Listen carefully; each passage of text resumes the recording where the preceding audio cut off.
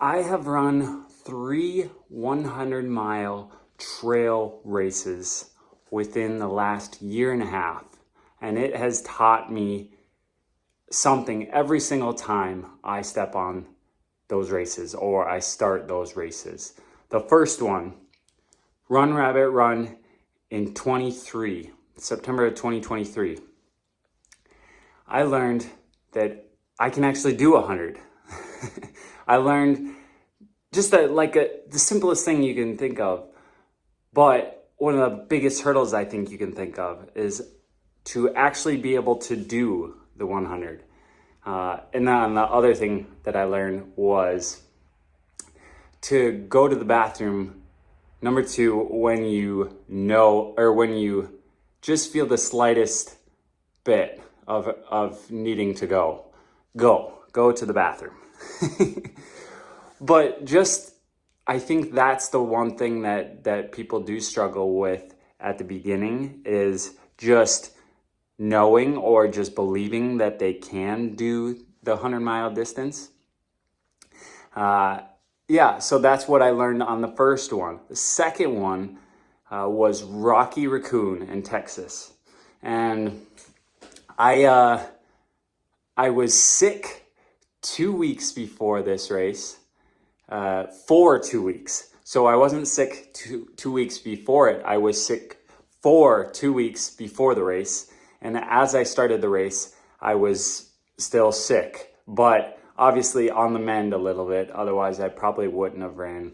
But being on the mend and realizing that I can do this sick, I can do this at a weaker state of mind, a weaker state of body, is just invaluable, I think. Because it gets that mindset of almost no matter what comes at me, I can finish this. I can do this race.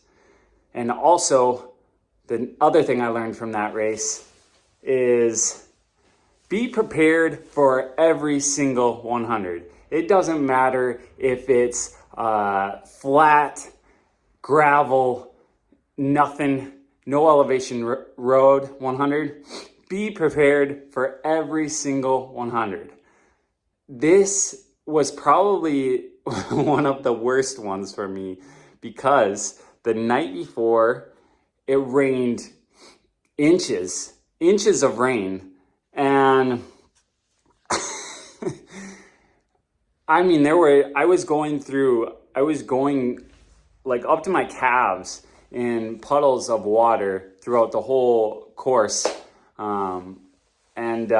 Just feeling obliterated because my hip flexors were overworking, my knees were overworking. Everything was being pulled, I think, in different ways. So my body wasn't used to it. My legs weren't used to that extra pulling motion, that extra wading through the water that I was doing for that whole course. Well, for the first probably 60 miles of that race. So that was February of 2024 then. So a few months, 5 months later or whatever it was, learned that I can push when I think that I'm just done, and to respect every single 100 that you come up to the line. The third one was Ouray 100 in Colorado. And that one taught me quite a bit. There's not a whole lot that I can't fit all of it within this short a video, but three key takeaways were: I need to sleep when I'm tired.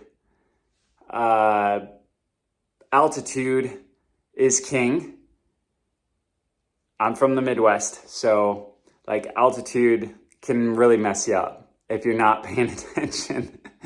And then the third one is how much your crew can improve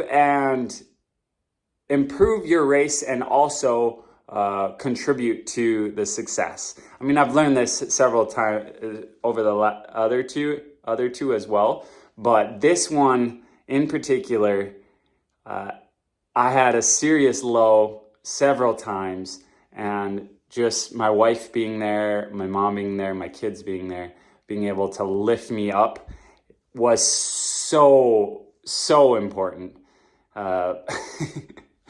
But also, so Ouray also with high altitude, so I mentioned high altitude and sleeping. The race took me 50 hours and 30 some minutes, I believe. And I've never been up that long in my life, let alone run that long in my life. I mean, I was up how many hours before the race started? I didn't sleep right away after. So I was probably up for like 60 some odd hours for that period of time. But it taught me that I can still move. I can still move even though I'm sleep deprived, delirious, what have you. And it's almost just like motor memory at that point. You just keep doing it because it's what you know what to do. And then high altitude. So high altitude, I'm from the Midwest. So the highest altitude I can get here is maybe 2,000 some feet. And that's like the highest point in Minnesota where I live. So 2,200 or 2,300 or some feet. And during that race, the highest point was like 13,000 something. And there was how many passes? How many times I went over 11,000 feet where it just grueling, just nasty headaches, and just like wanting it to end. But each time I went through a pass, or each time I went higher, I knew that that's what was going to happen. So I was able to prepare for it. And also I knew how my body reacted to it. So it was a good thing in that event for how many times I did it. And so being from the Midwest, you can't really prepare for that. You just have to go do it yourself and see how you react. Maybe don't try Ouray 100 for that to happen, but that wasn't my first time in altitude. I've done quite a few 14ers and whatnot. So that's that's what it is. So if you are wanting to do 100, I say do it. You learn something every single time new about yourself that you probably never knew before. So yeah, keep training.